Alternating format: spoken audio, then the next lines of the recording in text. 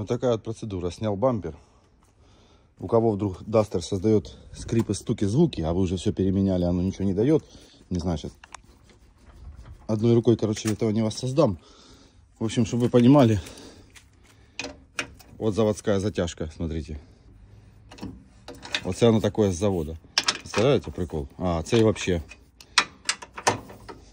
Ну, цей хоть как-то. На ту сторону еще не пробовал. И смысл в том, что вот этот усилитель, вот там он об металл об металл, вот там вот трет. И получается, я не знаю, как сделать этот звук, одной рукой не получается. Короче, какие-то скрипы, хрюки, стуки в салоне, такой как ходовая. Клацает, стукает. Переменял все, потом полез сюда, и вот она беда. Вот такие дела. Duster 1.5 дизель 22 года. Вот так собирают. Ну, не могу воссоздать этот звук. Ну, те, у кого оно стучит в салоне, гремит, скрипит, и уже все делали, те поймут, о чем я. О, что-то похоже. Особенно, когда кузов перекашивает.